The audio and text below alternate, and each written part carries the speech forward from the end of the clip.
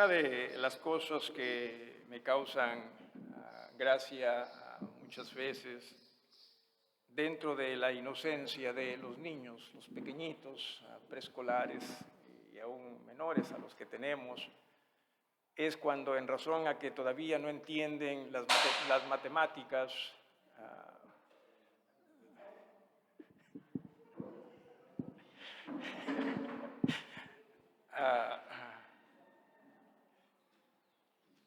vamos haciendo un trato, Josito.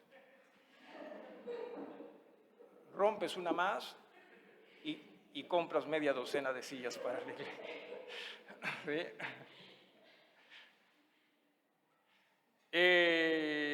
Decía, dentro de esa inocencia, dentro de esa ignorancia que los niños tienen, y que ciertamente cuando se habla, por ejemplo, de monedas, ellos prefieren la cantidad de monedas por sobre el valor de una moneda, ¿no? Por ejemplo, ellos preferirían 5 monedas de 10 céntimos cada una. Todavía hay monedas de 10 céntimos, todavía.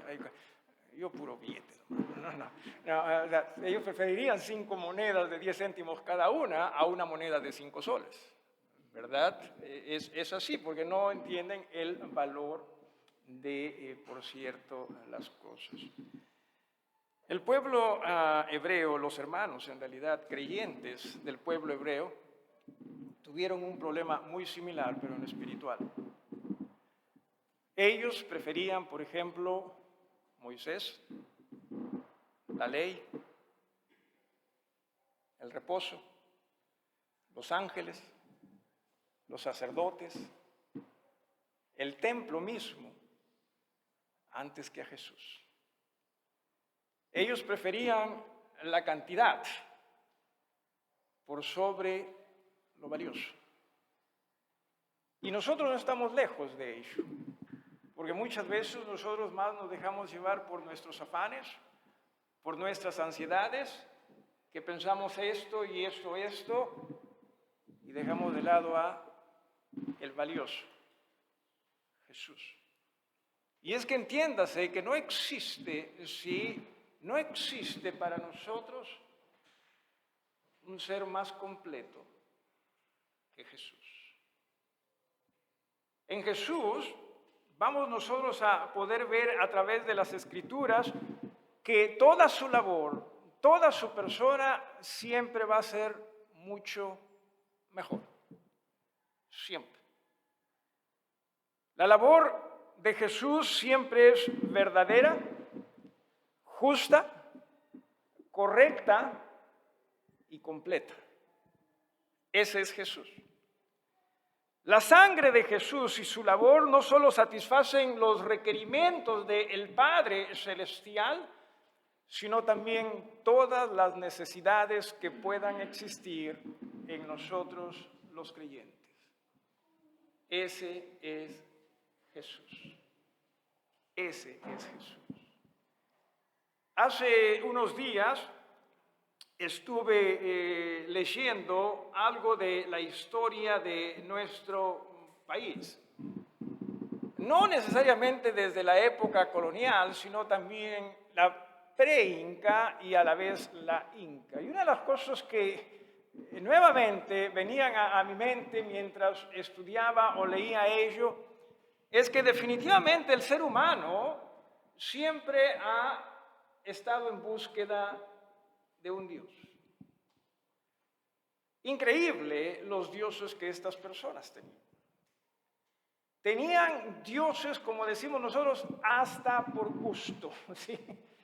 Si algo salía bien, Dios, ¿no? Si algo les impresionaba, Dios. Si algo es Dios, y Dios, y Dios, y Dios. Sin embargo, el escritor dijo algo bastante interesante, porque decía, cierto, uno podría decir que estas personas, estos grupos, estas culturas, en razón a su ignorancia, en razón también a su poca educación, es que ellos veían las cosas de esa manera. Pero después el escritor pasa a decir, sin embargo,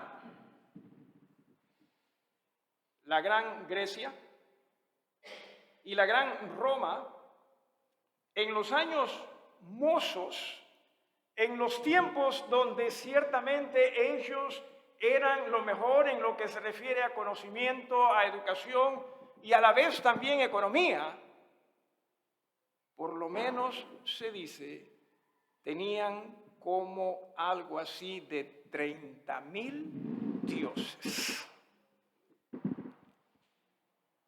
¡Wow! Y es que, cierto, recuerde usted esto, ¿sí? Por naturaleza, nosotros vamos a tratar de crear nuestros propios dioses.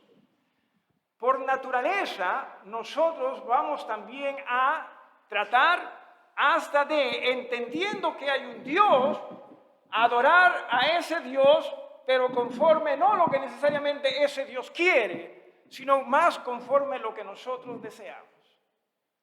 Lo dije en algún momento y lo voy a volver a repetir, ¿no? Si comenzó el año y si usted hubiese tenido la oportunidad de decirle a Dios, Dios, mira, para este año 2023, me agradaría que cambies un poquito de esta manera. Si usted hubiese tenido la oportunidad de hacerlo, posiblemente usted lo hubiese hecho. Porque por lo general nosotros queremos hacer las cosas, aún para con Dios, más conforme a la carne.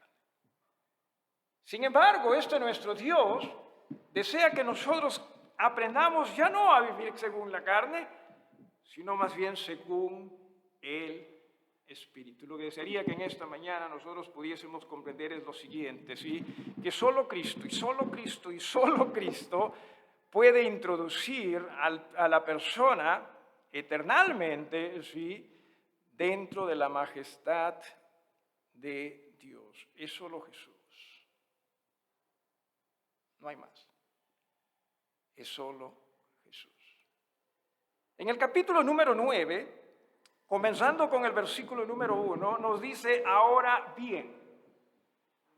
Recuerde que se está hablando respecto al sacerdocio de Cristo, a la labor de Cristo, y nuevamente dice, ahora bien. Permítame seguir explicándole, pero explicándole algo más de esa labor, de esa persona de Jesús. Ahora bien,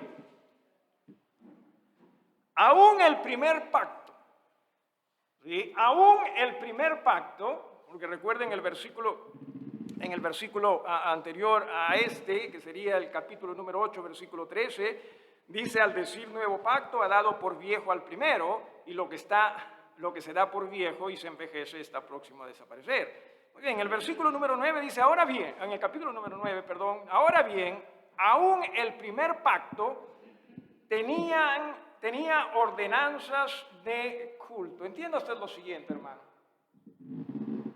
que lo que está expresando es esto,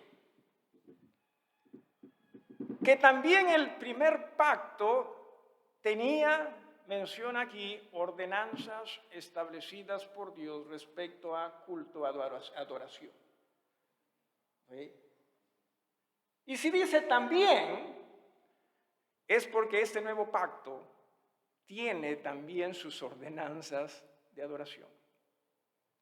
Establecidas por Dios.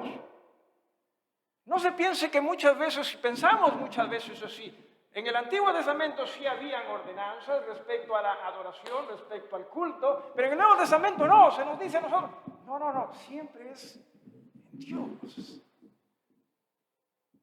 Siempre es en Dios. Y por eso la explicación de este pasaje, porque entienda, estos hermanos, esta iglesia o iglesias, estaban teniendo las mismas dificultades que iglesias siempre tenemos a través de la historia. Esto es de pensar que no todo depende de nosotros. No depende de nosotros. Depende de Dios. De lo establecido por Dios. Y así como este nuevo pacto tiene sus ordenanzas respecto a la adoración, a culto, el antiguo pacto también los tuvo. Y aquí viene la explicación de esas ordenanzas con el propósito de nosotros cotejarlas o compararlas con lo que el Señor quiere que entendamos hoy en día. Hay ordenanzas de culto y un santuario terrenal. Y aquí viene algo bastante, para mí, interesante. por no usar otra palabra. ¿Por qué razón? Porque esta carta se escribe más o menos en el año 60, 65 después de Cristo. ¿Israel tenía su templo? Sí. En Jerusalén. ¿Qué templo? No era tan similar al que construyó Salomón, pero era un majestuoso templo, un señor templo. ¿Sí? Un señor templo. Pero ¿sabe usted que Dios, a través de este pasaje, no les dice a estos hermanos, voy a hablarles del templo? Mire lo que dice en el versículo 2. Voy a hablarles del tabernáculo. ¿Cuál es la diferencia entre el tabernáculo y el templo? El tabernáculo es lo que se construyó cuando estaba Israel en el desierto. Era una carpa. Era algo muchísimo más rústico. Lo de Salomón, más glamoroso. Aún lo de Herodes, más glamoroso que obviamente el tabernáculo. Pero Dios, a través de su espíritu en este hermano que escribe esta carta, les dice, vamos a hablar del tabernáculo. Me temo o me pienso yo que definitivamente ese tabernáculo era más especial para Dios, por más rústico que haya sido. Repito, no era lo glamour. Sin embargo, entiéndase también que así haya sido rústico, la idea era que en ese tabernáculo se adore conforme lo ordenado por Dios. ¿Y qué es lo que ordenó Dios? Vamos a tratar de explicar esto del tabernáculo, ¿sí? Versículo 2, porque el tabernáculo estaba dispuesto así. En la primera parte, llamada el lugar santo, estaban el candelabro, la mesa y los panes de la proposición.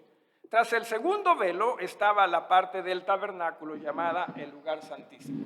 Más claro que esto, ni el agua, ¿verdad? Le voy a tratar de ilustrar esto, ¿sí? A ver, ¿cómo era esto? En realidad, todo lo que Dios le dijo al pueblo de Israel que edifiquen era lo siguiente, ¿sí? Primero cojan un pedazo de terreno, cerquen ese terreno con los materiales que Dios no solo decía, Dios también proveía. Ustedes cerquen ese terreno. En la mitad dentro de ese terreno, que sería un corralón, ¿sí? Cercado, un corralón cercado. Imagínense ustedes, un corralón cercado. Imagínense acá, aquí donde estaban los autos, ¿sí? Cercado, ¿sí? En el centro, ustedes edifican el tabernáculo, una carpa de los beduinos. No vayan a pensar en una carpa como los que venden acá, ¿no? Para ir a acampar, no. El principio quizás sea lo mismo, pero lo cierto es que esto era una señora carpa. Esa carpa, primero estaba antecedido por un altar, ¿sí? De bronce, esto es fuera de esa carpa. La carpa estaba dividida por dos partes. Eso es lo que dice acá. En el versículo número 2, si usted presta atención, dice, porque el tabernáculo estaba dispuesto así, en la primera parte. O sea, ¿qué había en la primera parte? En la primera parte dice, llamada el lugar santo, estaban el candelabro, que expresa luz, y obviamente la luz de Dios, la mesa y los panes de la proposición, que siempre van a expresar las provisiones de Dios. ¿Entiende, hermano, que es Dios quien provee para todo? Mucho más para lo espiritual. Es Dios quien provee. Eso era lo que existía, ¿sí? En el primer pacto, en la primera parte, perdón. Tras el segundo velo estaba la parte del tabernáculo llamada el lugar santísimo. O sea, la primera parte, lugar santo. La segunda parte, lugar santísimo. Ya si lo jalan en eso, pues no. Si nos jalan en eso. A ver, ¿cómo estaba dividido el tabernáculo? La primera parte, el lugar santo. La segunda parte, ¿cómo era? Santo, santo, santo. No, si en realidad podría haberse dicho santo, santo, santo, porque en el idioma hebreo no había estos adjetivos que nosotros tenemos ahora, así que ellos repetían muchas cosas. El lugar santísimo. O sea, era recontra santísimo. ¿Qué había en ese lugar santísimo? Según lo que nos dice las Escrituras. En ese lugar santísimo, dice en el versículo 4, tenía un incensario de oro. Ahora, permítame decir lo siguiente.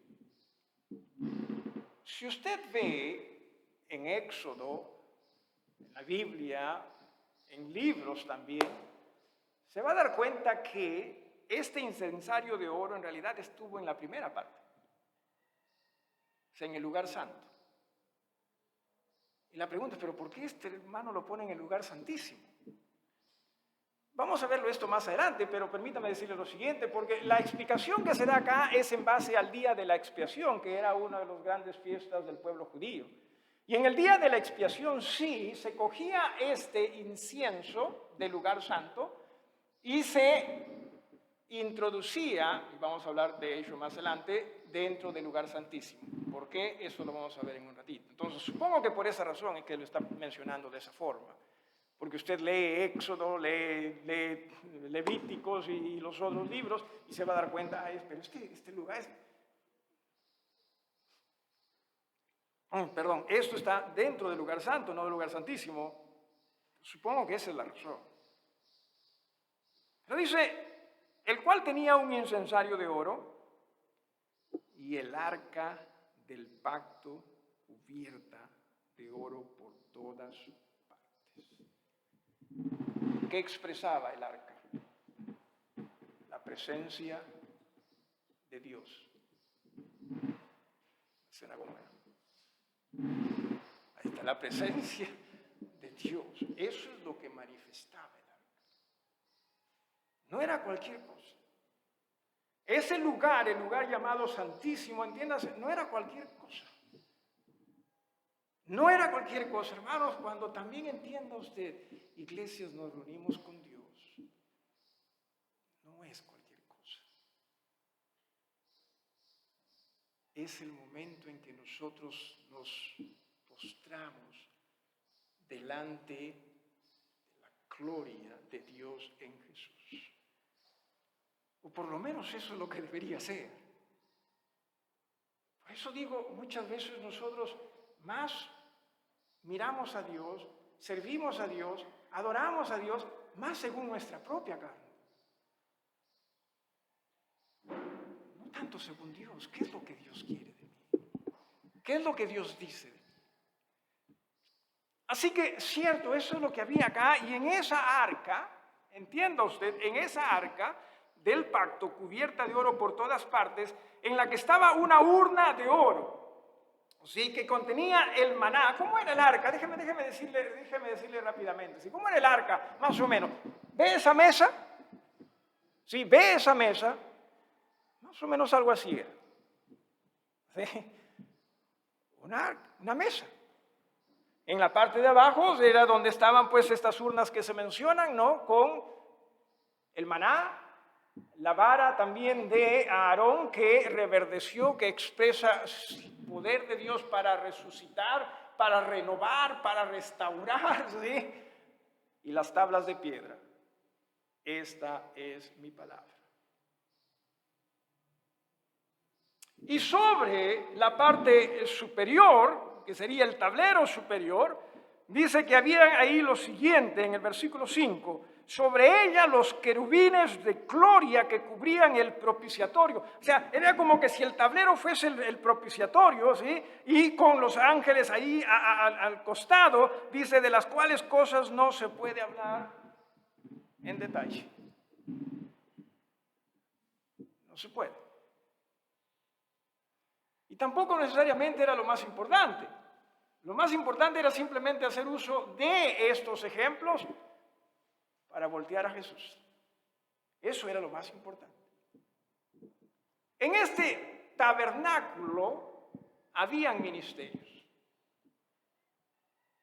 El ministerio sacerdotal. Solo sacerdotes entraban a ese tabernáculo.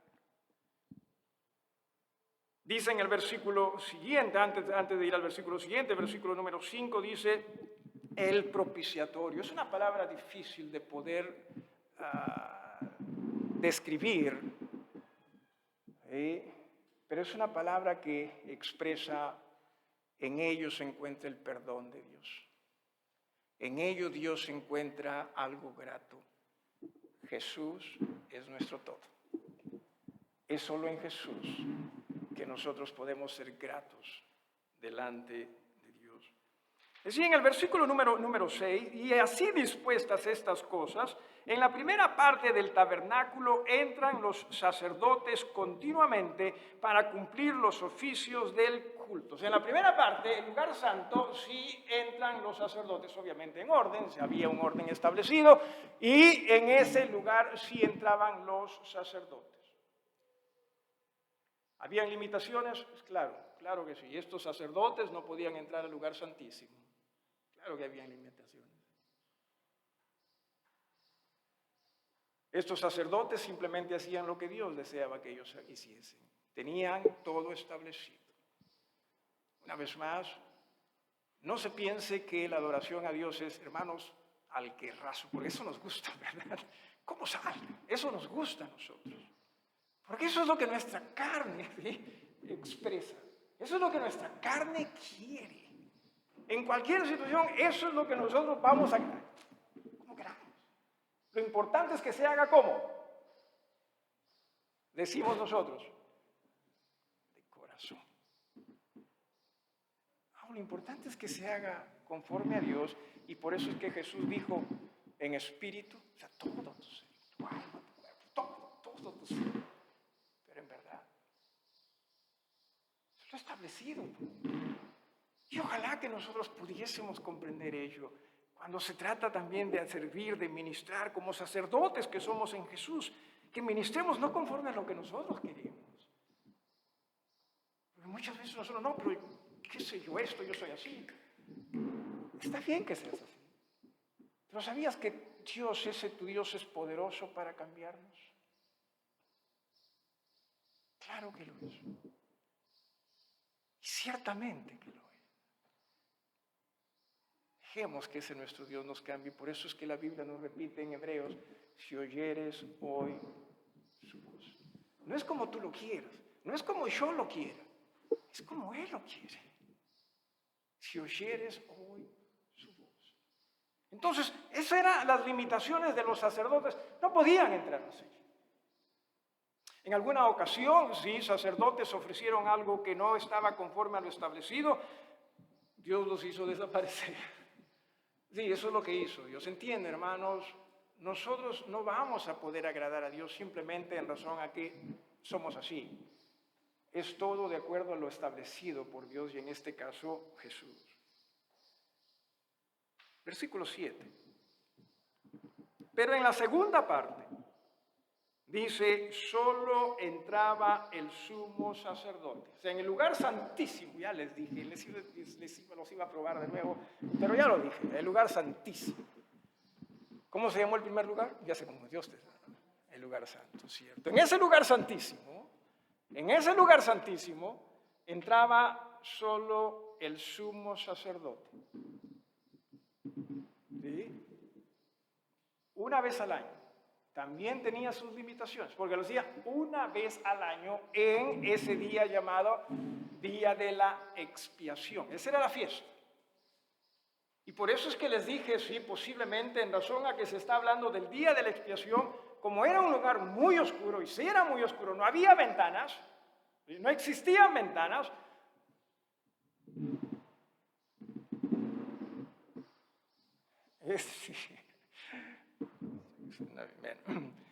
No existían ventanas, es que se utilizaba el incensario para alumbrarse.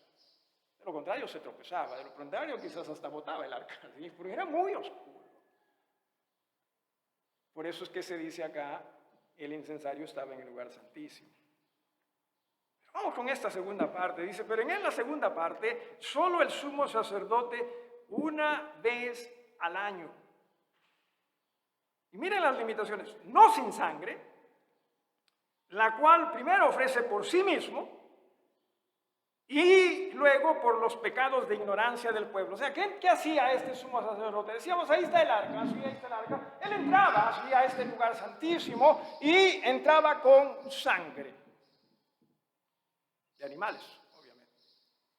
Para ofrecer, dice allí, la sangre por sus pecados, rociaba en la mesa del propiciatorio, ¿sí? Porque, repito, solo allí es que se apaciguaba a Dios. Y no solo por sus propios pecados, sino también por los pecados de todo el pueblo a quien estaba representando. Eso era lo que hacía.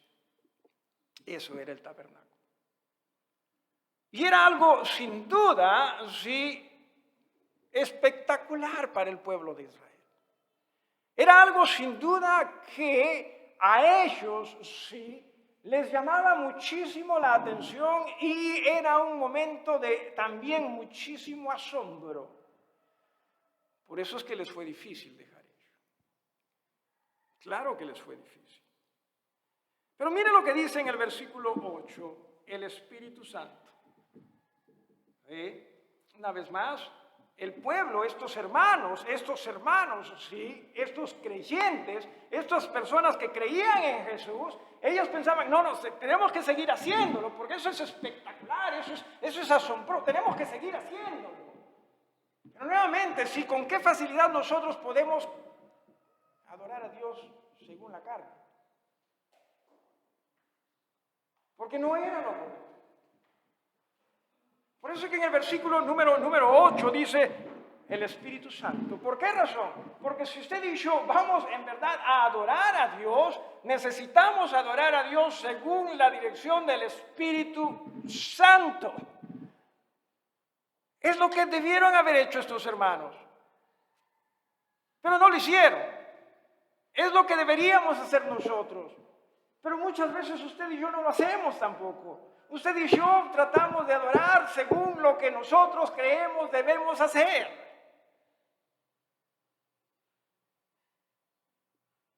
Estamos cometiendo los mismos errores.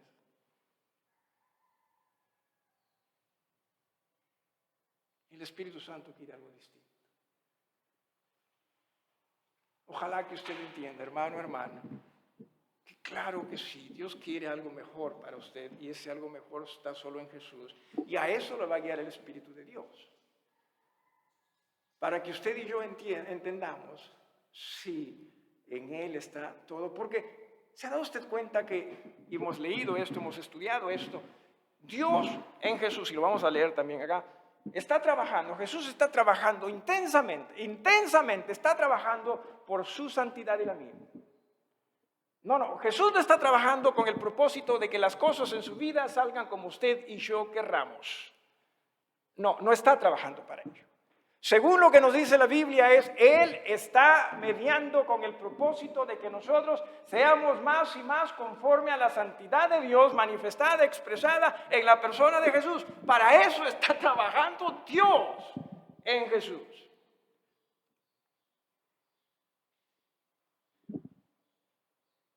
Pero estamos acercándonos más y más a lo que Jesús es. O sea, nosotros, nuestras vidas, nuestro servicio, nuestra adoración, nuestro ministerio, ¿sí?, de adoración, de servicio, estamos acercándonos más y más a lo que es el ministerio de Jesús. Me temo que no, en lo que a mi persona se refiere.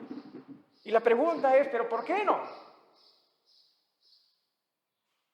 Porque posiblemente yo también esté tratando de adorar a Dios según la carne, según lo que yo quiero, según lo que yo pienso, y no según lo que Dios dice: si oyeres hoy su voz.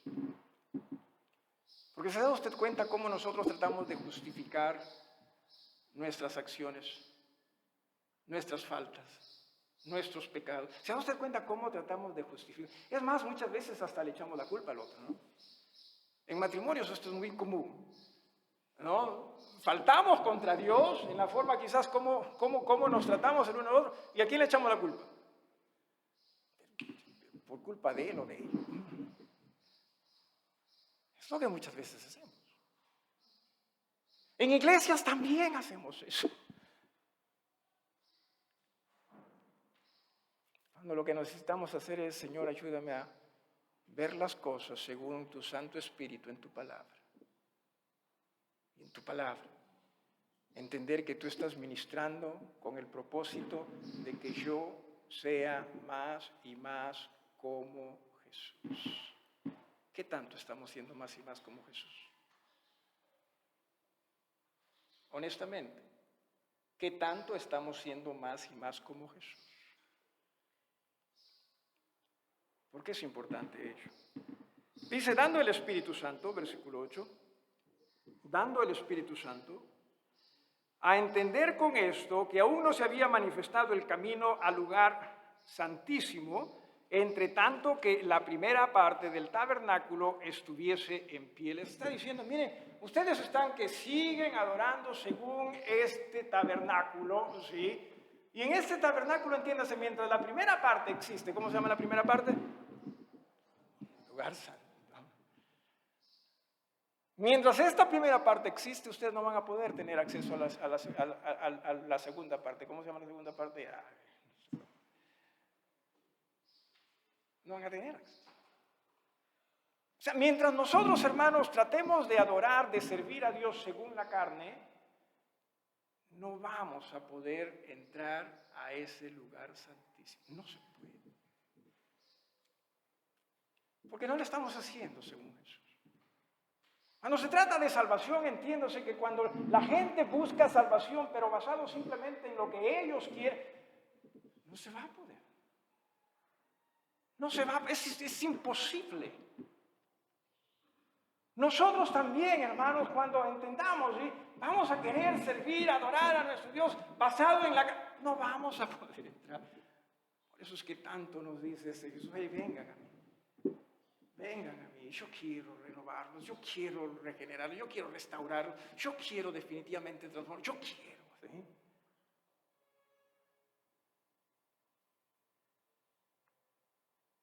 Versículo 9, lo cual es símbolo. La palabra símbolo acá es la palabra que también en otros lugares se traduce como parábola. ¿Y qué es una parábola? Básicamente es una ilustración, eso es lo que es, pero comparativa. Eso es lo que es. O sea, lo que el Señor a través del Espíritu de Dios está diciéndoles a estos hermanos, está enseñándonos a nosotros, es que es cierto, todo lo que se refirió al antiguo pacto, el tabernáculo mismo era simplemente una ilustración de lo que Jesús es. La Biblia le dice sombra y figura. Eso es todo. Pero miren ustedes, estos hermanos, a pesar de haber aceptado a Jesús, ellos seguían, no, pero nosotros queremos el templo, nosotros queremos a Moisés, y claro, ¿cómo no iban a querer a Moisés? Si la Biblia habla de que el hombre habló con Dios cara a cara, ¿cómo no iban a querer a Moisés? Si ese Moisés fue aquel que lo miraban y no podían porque el hombre brillaba en razón a la gloria de Dios. ¿Cómo no lo iban a querer? Y no que Moisés haya estado mal, no que los ángeles hayan estado mal, no que el templo haya estado mal. Pero todo eso apuntaba a quién? A Jesús. Todo apuntaba a Jesús. El tabernáculo mismo, entiéndase, era una parábola, una ilustración comparativa respecto a Jesús. ¿Por qué razón dice? Lo cual es símbolo para el tiempo presente, según el cual se presentan ofrendas y sacrificios que no pueden hacer perfecto. O sea, la carne nunca va a poder hacer perfecto al individuo, ¿sí? En lo interno, nunca. Quizás nos haga sentir bien, y ciertamente que lo hace. A mí me hace sentir bien. Lo que yo hago según la carne, claro que me hace sentir bien. Muy bien, diría yo. no ayuda. Muchas veces nosotros, claro que hacemos esas cosas. No que hay que hacer esto, que sí, para que emocionalmente hablando podamos sí despejar. Y claro que hacemos, y nos hace sentir bien. Pero Jesús nos dice algo distinto. Jesús dice, vengan a mí. Yo les voy a dar descanso para el alma. Eso es lo que nos dice Jesús. Vengan a mí, yo les voy a dar descanso para el alma. Hay algo mejor que ello. No lo hay. No lo hay. Necesitamos nosotros, cierto, hacer las cosas en Jesús. Dice en el versículo 9, la segunda parte, no pueden hacer perfecto en cuanto a la conciencia. Refiere al alma aquí, al que practica ese culto. Ya que consiste solo de comidas y bebidas, de diversas abluciones y ordenanzas acerca de la carne, o sea, lo externo, impuestas hasta el tiempo de reformar las cosas. Esto era simplemente sombra y figura. Sombra y figura, nada más. Aquí viene lo bueno. Pero estando ya presente Cristo. Honestamente, ¿quién es Jesús para ti? ¿Quién es Jesús para nosotros? ¿Quién es? Y dependiendo de cómo lo veas tú a Jesús, es que vamos también a servir a Jesús. Muchas veces creo que lo vemos como una moneda más. ¿Recuerdan ustedes que hablamos de las monedas en un inicio? Una moneda más. Como otras. Pero cuando entendamos que Él es el valioso, Él es el suficiente, entonces vamos a rendirnos a Él. Pero estando ya presente Cristo. ¿Qué palabra? ¿Qué nombre? Jesús. Jesús. Muchas veces nosotros, cierto, podemos decir diferentes cosas respecto a nuestro servicio a Dios, pero entienda usted, hermano, hermana, que la forma como nosotros servimos a Dios expresa cómo vemos a Jesús. Sí o sí. Expresa cuán suficiente Jesús es para cada uno de nosotros. Sí o sí. Y en todo aspecto de nuestras vidas. Dice, pero estando ya presente Cristo. Mira lo que menciona, ¿sí? Sumo sacerdote. No existe un ser más grande que Jesús. Sumo sacerdote de los bienes venideros, por el más amplio y más perfecto tabernáculo. Jesús está sirviendo en estos días en un tabernáculo. Sí, sí lo está. El terrenal fue sombra y figura de ello. Él sí está sirviendo en un tabernáculo, pero menciona acá que ese tabernáculo es más perfecto. Es mejor. ¿Existirá cosa mejor que lo que Jesús hace por nosotros? ¿Cómo nos cuesta rendirnos? Ese tabernáculo no fue hecho de manos, es decir, no de esta creación, esto es, no con materiales de esta creación. Tampoco en ese tabernáculo sí se entró a dar sangre, como menciona el versículo 12, y no por sangre de machos, cabríos, ni de becerros, sino por su propia sangre. Entró una vez para siempre, dice, en el lugar santísimo. ¿Se acuerda usted cuántas veces al año entraba el sumo sacerdote terrenal en ese lugar santísimo, en el tabernáculo? Solo una vez al año. Era limitado. Cualquier cosa que nosotros hagamos tratando de servir a nuestro Dios según nuestra carne, hermanos, va a estar limitado, ¿sí? Va a estar marcado. Porque solo Jesús es como ese propiciatorio que era grato para Dios. Solo ese Jesús, ese nuestro Jesús, es ese propiciatorio grato para nuestro Dios. Dice, entró una vez para siempre. ¿Dónde? En el lugar santísimo. ¿Qué lugar santísimo? La presencia misma de Dios. Recuerden, sí, el arca era simplemente una manifestación de Dios. Jesús no entró allí. Jesús entró sí al tabernáculo celestial, que no tiene una manifestación de Dios o de la gloria de Dios, tiene a Dios mismo en él. Y ese Jesús está ministrando. Claro que sí, primero con su propia sangre, porque sabemos que lo hizo con su propia sangre, y lo dice acá, versículo 12, no por sangre de machos cabríos ni de becerros, sino por su propia sangre. ¿Qué sangre la que derramó Jesús por nosotros? Nosotros decimos que los hijos tenemos la sangre de los padres, ¿no es así? ¿Quién fue el padre de Jesús? La sangre misma de Dios que se derramó por nosotros.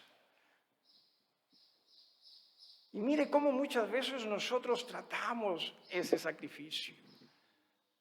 Mire cómo nosotros muchas veces nos comportamos ante tal inmenso sacrificio. La sangre de Jesús. Y no porque Él haya tenido pecados, porque sabemos que Él es santo. Dice, sino por su propia sangre entró una vez para siempre en el lugar santísimo, habiendo obtenido eterna redención. El único, entienda usted, hermano, que nos puede brindar a nosotros una entrada a ese lugar santísimo por la eternidad es Jesús. Solo su sangre. Pero el único también que nos puede guiar para nosotros, aquellos que ya somos hijos de Dios, vivir en esa comunión con el Padre, es Jesús. Solo Jesús. El resto no va a agradar a Dios. Usted mismo no va a agradar a Dios. Por eso es que quizás en 1 Corintios, en el capítulo número 13, ¿verdad? Dice, mira, aún si tú das tu vida por otros, ¿sí? O sea, si no es en el amor de Dios, si no es en el amor de Jesús, no va a ayudar. No va a ayudar, no va a servir. Todo es en Jesús. Y Jesús ciertamente está ministrando, y lo dije hace un rato, ¿sí? Hoy está ministrando por usted. Ese Jesús está intercediendo por usted. Y usted dirá, ¿pero para qué está intercediendo por mí? Ah, si está intercediendo por mí, seguro que es para esto, y esto, y esto, y esto, y esto, y esto, y esto, porque nosotros somos más carnales que la carne misma. Wow. Así somos nosotros. Y Jesús nos dice, no, yo estoy ministrándolos para la santidad. Yo estoy intercediendo por ustedes para que en verdad ustedes sean más y más conforme a este ministerio de santidad. En el Antiguo Testamento, recuerde, ¿quiénes entraban dentro de todo ese lugar? Solo los sacerdotes. Y Dios desea que nosotros estemos delante de Él. Termino diciendo lo siguiente. Dos cosas. La primera es que la iglesia ha decidido comprar un reloj de pared con el propósito de que se ponga ahí al frente, para que yo pueda estar al tanto de ello. No para predicar menos, porque por lo general predico 30, 40 minutos, sino para predicar una hora completa. Agradezco a la iglesia por ello. Hace poco me llamó un hermano en Cristo, no congrega en nuestras iglesias, es de otra denominación. Llegamos a conocer con el tiempo y de vez en cuando me da una llamadita y a veces tiene algunas incógnitas y me las pregunta, ¿no? Me dijo, pastor, el diezmo,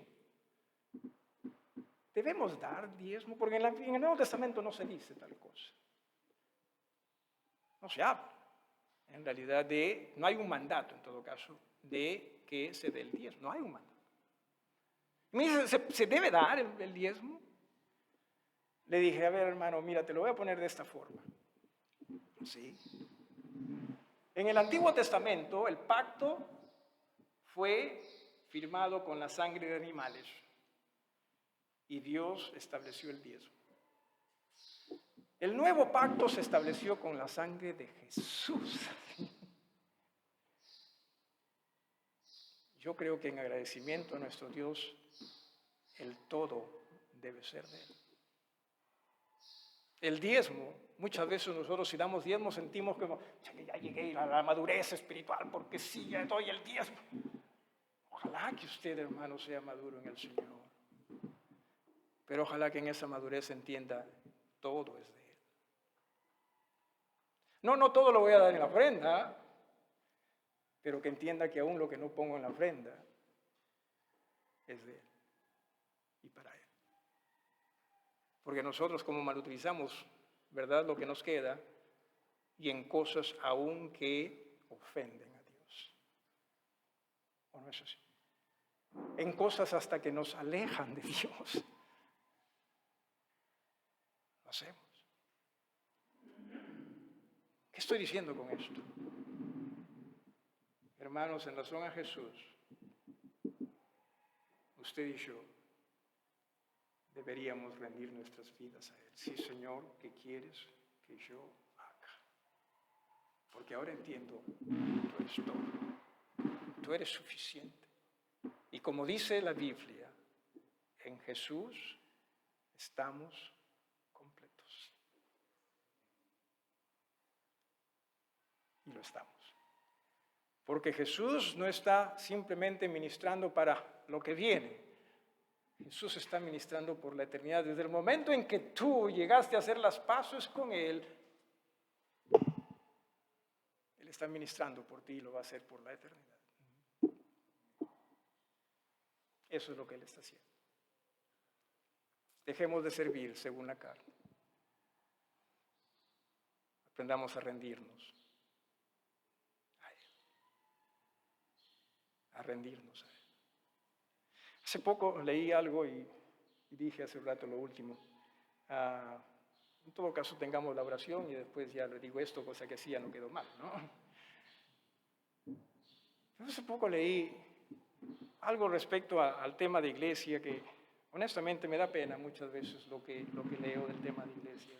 Sí, me da pena.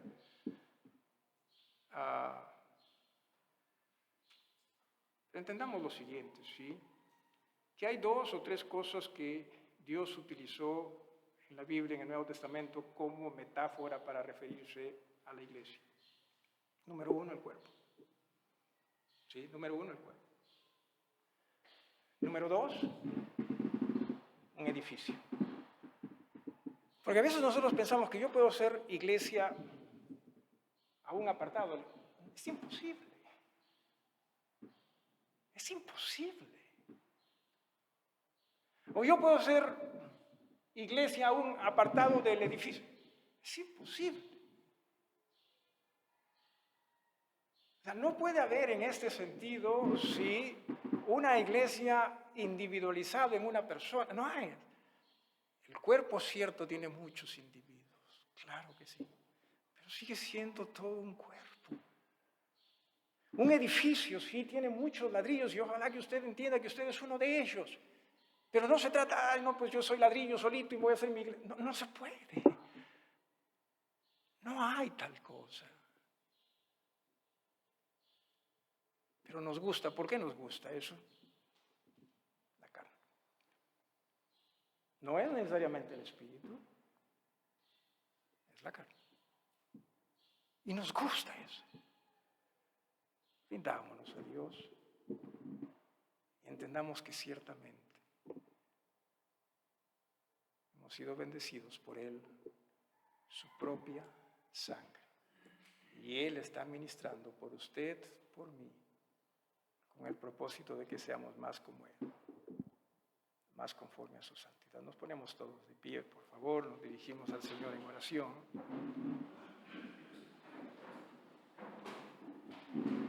En reverencia, hermanos. Padre, gracias te damos. Perdónanos, Señor, de nuestros pecados también. Perdónanos porque, cierto, ¿cómo nos cuesta a nosotros dejar que sea tu Santo Espíritu quien guíe nuestras vidas para que nosotros comprendamos qué gran ministerio y suficiente ministerio es el de Cristo por nuestra eternidad? Y que ojalá nosotros comprendamos que, cierto, necesitamos rendirnos a ti, rendirnos todo nuestro ser a ti, para que seas tú, Señor, quien lo conduzca, para que seas tú quien lo transforme. Definitivamente, seas tú, Señor, quien lo restaure. Y que nosotros comprendamos que, cierto, debemos vivir para ti. Perdónanos una vez más. Qué completos estamos en Jesús. En su nombre te pedimos todos estos favores. Amén.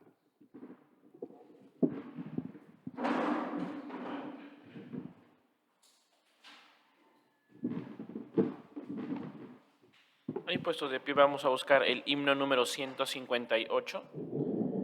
Himno número 158.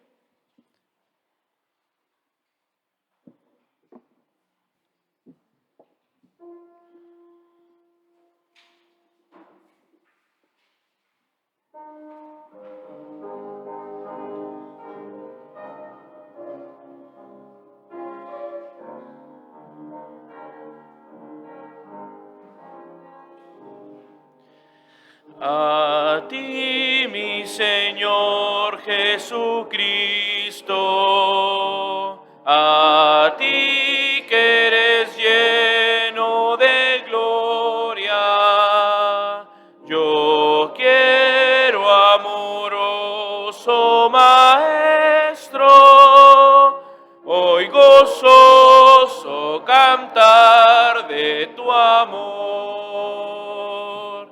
Mi Jesús, tú has abierto el camino que hace tiempo quería cruzar, sin saber que eres tú, fiel amigo, el camino de luz y verdad. Con sangre mi vida lavaste, victoria también me brindaste, y cerca de mí tú esperaste para darme tu mano y tu amor.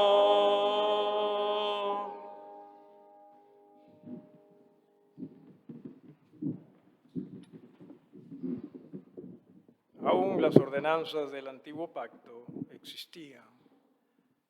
Ordenanzas en cuanto a culto en el nuevo pacto definitivamente existen. Se llaman Jesús. Aprendamos, hermanos, nosotros a rendirnos a Él en razón a lo grande y maravilloso que Él es. Dejemos de servir según nuestra propia carne, nuestras propias pasiones, nuestros propios intereses, nuestros propios afanes. Aprendamos simplemente a rendirnos. Y quizás en esta mañana hay alguien aquí que, guiado por el Espíritu del Señor, entiende: yo necesito rendirme. Porque sí, definitivamente soy uno de ellos que, según la carne, estoy sirviendo, según lo que a mí me parece.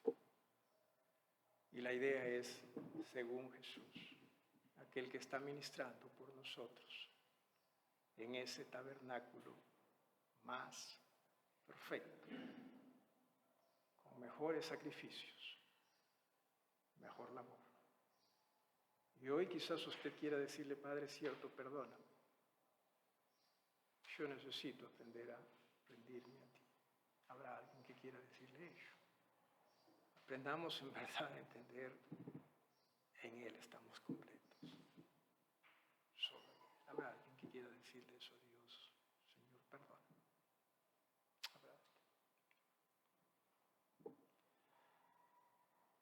Abramos nuestros corazones a Dios. Que ese Dios siga mostrando su misericordia siempre por nosotros. Siempre nos dirigimos al Señor en oración.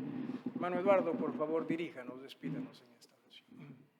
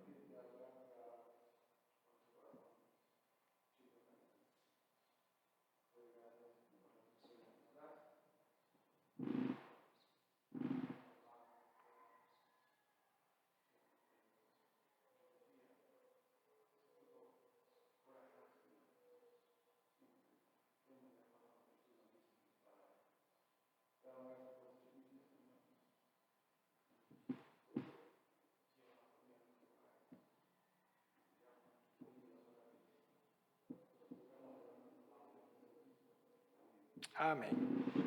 Tarde de familia, 6 de la tarde, la Biblia. La Biblia. Que Dios los bendiga.